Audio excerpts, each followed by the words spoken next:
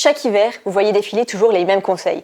Mets un pull, ferme les volets, bois une tisane. Le problème, c'est que si tu travailles de chez toi ou tu ne sors pas beaucoup, tu as beau rester chez toi avec une couverture, tu as quand même froid de l'intérieur. Sauf quand ton corps est fatigué, tu es stressé, que tu digères mal, que tu as des problèmes de circulation sanguine, que tu es une femme avec des hormones, eh bien tu as beau faire tout ce qu'il faut, parfois ton corps est aussi en mauvaise santé et tu as besoin d'astuces supplémentaires pour pouvoir supporter le froid sans faire exploser ta facture d'électricité. Alors aujourd'hui, je vais te partager les vraies astuces que personne ne t'a jamais dites. On va voir 4 grandes parties dans cette vidéo. Dans la première partie, on va voir comment réchauffer ton corps et non pas forcément ton appartement, puisque c'est beaucoup moins cher.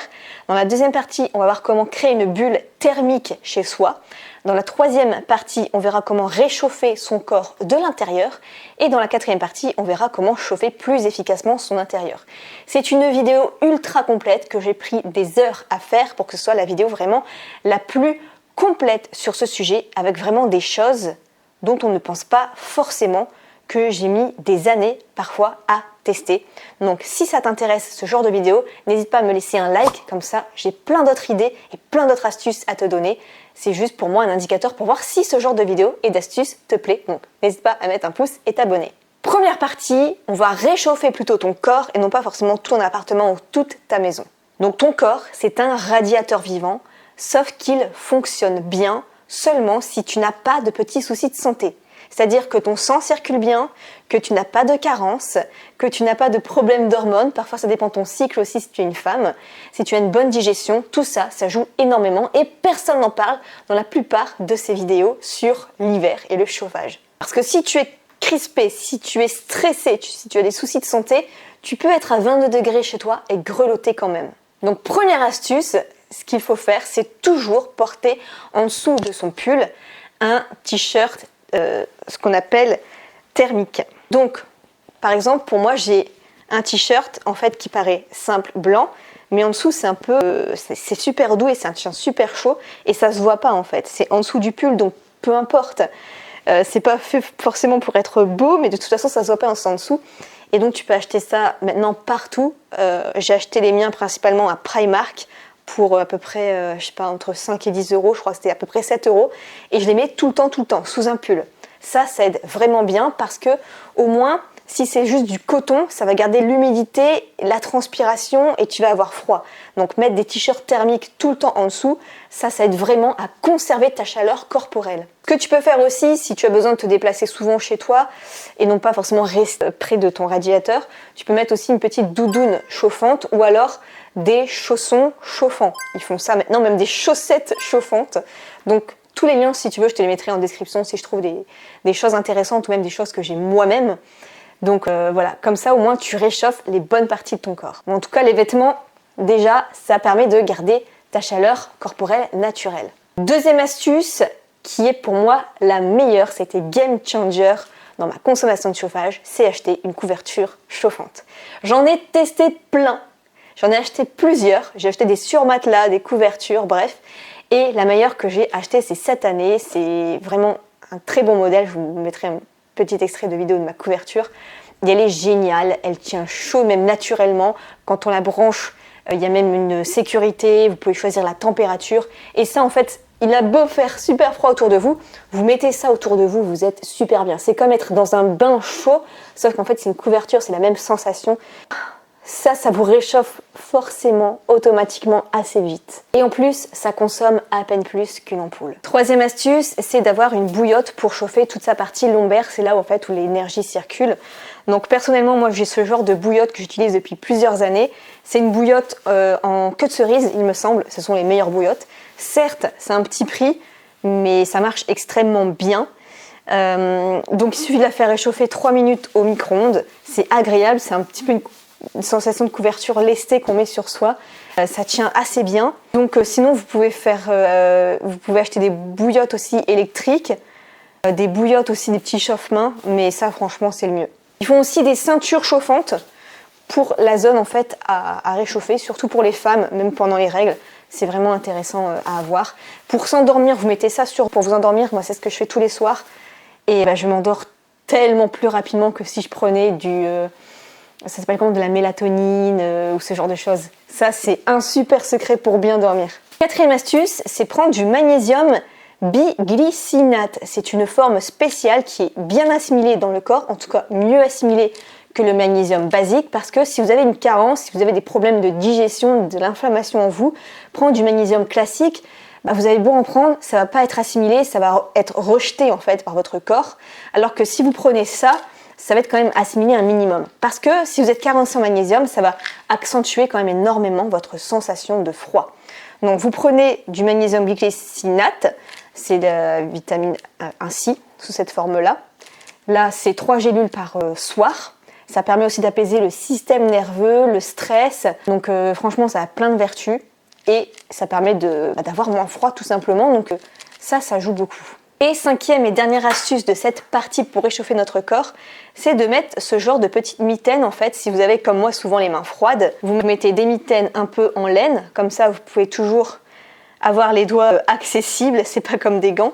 Et ça permet vraiment de réchauffer notre corps, parce que je sais pas si vous avez déjà remarqué, mais si vous avez tout le temps les mains froides, si vous mettez un gilet avec les manches qui arrivent jusque là, souvent, on a beaucoup moins froid, la circulation va mieux dans notre corps et c'est vraiment plus agréable. Et là, je le sens tout de suite.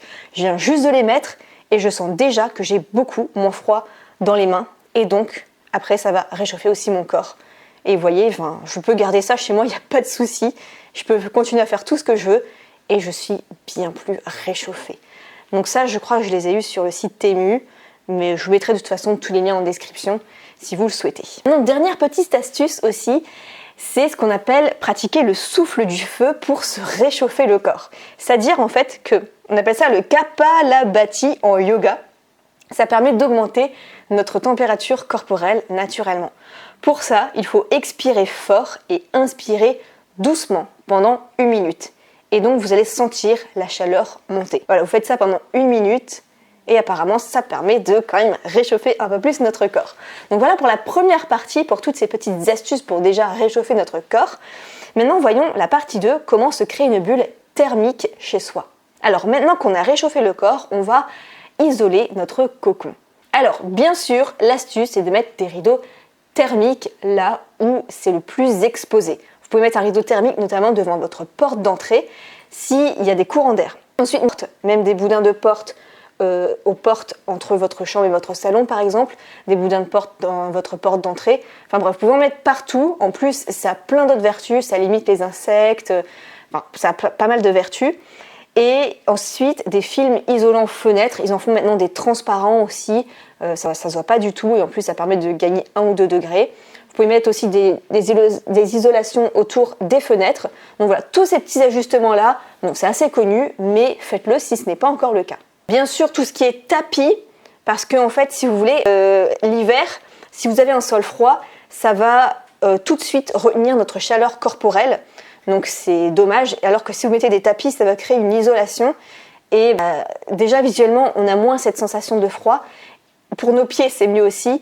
Et ça va mieux retenir la chaleur qu'on essaye de dégager naturellement avec notre corps et avec le chauffage chez soi. Si jamais vous n'avez pas de tapis, c'est un peu cher pour vous, vous mettez un grand plaid au moins sous votre bureau, sous votre canapé, là où vous êtes le plus souvent, pour retenir en tout cas un minimum la chaleur. Et enfin, dernière petite astuce, avoir un coin lumière chaude et une ambiance visuelle. Parce qu'un éclairage un peu ambré, couleur chaude, ça donne une sensation de cocon, de bien-être, d'une ambiance un peu chaleureuse justement. Et ça peut hacker notre cerveau et nous faire nous sentir mieux, se dire c'est un endroit, c'est un peu la couleur du feu. Donc voilà, ça associe notre cerveau à ce que ce soit une ambiance un peu moins froide. Partie 3 maintenant, comment réchauffer ton corps de l'intérieur. Ça, c'est une partie que tout le monde néglige dans ce genre de vidéo parce que en fait, le froid, il vient souvent aussi de l'intérieur, c'est-à-dire une mauvaise santé, une mauvaise digestion, un sang qui circule mal, le stress. Donc la première astuce ici, ça va être de soutenir ta digestion. Quand ton système digestif, il tourne bien, il produit de la chaleur. Et si au contraire, tes repas sont lourds, tu vas avoir davantage plus froid. Donc, pour bien digérer, fais attention peut-être à tes intolérances alimentaires. Souvent, ça va être le gluten, le sucre, l'alcool. Bois peu de choses alcoolisées, de sucre, de soda. Bois plutôt des boissons chaudes et mâche doucement. Ensuite, bouge ton corps de temps en temps, tout simplement pour relancer la circulation sanguine. Même toutes les 90 minutes, bouge un peu ton corps. Va juste ranger la vaisselle, passer un coup de balai, faire les vitres, juste, je sais pas, voir dehors ce qui se passe. Mais en tout cas, ça te permet de ne pas laisser ton sang se refroidir. Rien que 10 minutes d'activité, ça peut vraiment suffire à relancer tout ça. Autre astuce, c'est de sortir justement dehors, prendre le froid. Ça peut paraître paradoxal, mais tu as peut-être déjà eu cette sensation où chez toi tu as un peu froid, mais tu sors dehors, il fait encore plus froid, tu vas faire une petite marche de juste 10 minutes et tu vas revenir chez toi, tu vas avoir l'impression qu'il fait quand même super bon chez toi, tu vas commencer à avoir la piquette sur les mains et tu vas te réchauffer naturellement. Et donc ça va relancer tout ton système et tu vas pouvoir être bien comme ça pendant 2-3 heures et tu peux recommencer après l'expérience, tu ressors 10 minutes et tu reviens chez toi et comme ça tu auras beaucoup moins froid. Quatrième partie, comment maintenant réchauffer plus efficacement ton intérieur. Alors une des astuces contre-intuitives, ça va être justement d'ouvrir toutes les fenêtres pendant 10 minutes. Parce que si tu fermes tout le temps tes fenêtres parce qu'il y a le chauffage, ça coûte cher, finalement ça va garder un peu l'humidité et quand tu as lancé le chauffage, ça va avoir beaucoup plus de mal à chauffer, donc ça va faire augmenter ta consommation de chauffage. Donc au contraire, il faut que l'air soit un petit peu renouvelé, neuf, donc il faut aérer quand même de temps en temps. Je conseille quand même 2 fois par jour, peut-être 5 minutes le matin, 5 bonnes minutes le matin et 5 minutes peut-être l'après-midi pour pouvoir faire en sorte que quand tu relances le chauffage, ce soit de l'air plus sec. Ensuite, une autre astuce que moi j'ai réalisée dans ma chambre qui est plus le côté qui est le plus, on va dire, près du vent, qui est le plus soumis en fait au vent, j'ai rajouté des petits murs de placo. Enfin, c'est quelque chose de très simple, je vous le filmerai, de très simple à poser avec une colle spéciale et ça me permet d'isoler en fait le mur où justement il y a plus le vent à l'arrière qui tape. C'est le mur, on va dire, qui est le plus soumis à toute cette tempête, surtout au moins en habitant près de la plage. Donc j'ai isolé juste ce mur là et depuis en fait, toute ma pièce, ça va beaucoup mieux. Avant, j'avais beau chauffer ma chambre, qui est quand même une pièce en plus assez grande, ça ne marchait pas. Depuis que j'ai mis ça, en plus, j'ai acheté peut-être le rouleau, entre 20 et 30 euros le rouleau, j'ai peut-être dû acheter 2 ou 3 rouleaux maximum, mais au final, je sais que ça va me faire des économies vraiment sur long terme. Maintenant, je mets juste un tout petit peu de chauffage la nuit, et la journée, après, il n'y a plus besoin d'y toucher. La nuit, ça consomme quasiment rien en chauffage. Et je n'ai plus froid avant. Avant, c'était un igloo. Maintenant, juste avec ce petit travaux, en plus je suis locataire, ça va beaucoup mieux en fait niveau isolation. Et ça, je l'ai eu à Leroy Merlin. Et ça coûte pas si cher que ça. Et ça fait vraiment toute une différence. C'est vraiment beaucoup plus confortable. Avant, c'était invivable. Autre astuce, même si c'est assez déconseillé, c'est que vous pouvez en fait utiliser un feu à pétrole si vous avez besoin d'un appoint et que vraiment ça coûte trop cher pour vous le chauffage. Vous achetez un petit feu à pétrole, même si je sais que c'est interdit pour les locataires en appartement, et c'est assez déconseillé en général, mais voilà, on fait comme on peut pour s'en sortir, et vous pouvez en acheter un, et après le bidon de pétrole, ce que vous faites, c'est que parfois il y a des prix, par exemple en début d'automne, ça va être environ 21 € le gros bidon de pétrole, et vous pouvez l'utiliser pendant 2 semaines, donc 21 € pour 2 semaines de chauffage, franchement c'est beaucoup plus intéressant que EDF classique. Mais attention, ça reste quand même dangereux, toujours rester à proximité, toujours ouvrir la fenêtre quand vous l'éteignez et quand vous l'allumez, parce que ça dégage quand même des choses assez toxiques, à interdire si vous avez des enfants ou si vous êtes enceinte. Donc voilà, c'est vraiment une petite solution que on se partage en privé souvent. Là, je vous le dis aussi, c'est possible. Ils en vendent dans les Jardiles gamme vert sur internet, sur Amazon. Voilà, c'est une solution quand même qui dépanne plutôt bien. Autre astuce, vous achetez ceci. Alors je sais, c'est assez moche, mais vous mettez ça dans les coins de votre pièce. C'est des déshumificateurs, pas facile à dire, pour retirer l'humidité, surtout si vous faites sécher votre linge chez vous. Même en parlant, même avec la buée, enfin toute la pluie, l'humidité, ça permet vraiment de condenser ça, d'avoir un air plus sec et du coup de moins et de chauffer plus efficacement. Donc voilà, vous en mettez dans chaque coin où il y a une fenêtre souvent et souvent vous allez voir que l'eau se remplit assez vite, mais au moins c'est efficace. Et puis ça coûte vraiment rien. Ils en vendent, je crois, chez Action pour 1 ou 2 €, le bac compris. Donc, puis en plus ça se change, je sais pas, peut-être tous les deux mois, peut-être à peu près. Vous achetez parfois juste les recharges, ça vous coûte 99 centimes. Donc franchement, c'est hyper efficace. Donc voilà pour toutes ces astuces, j'espère que vous en aurez appris. Si vous avez aussi des astuces à partager, n'hésitez pas à le dire en dessous en commentaire. Je vous offre mon coffret de l'autonomie financière. Dedans, il y a plein d'objets pour passer l'hiver avec des économies, avec des petits objets à moins de 100 € qui vont vous permettre de faire une grande différence.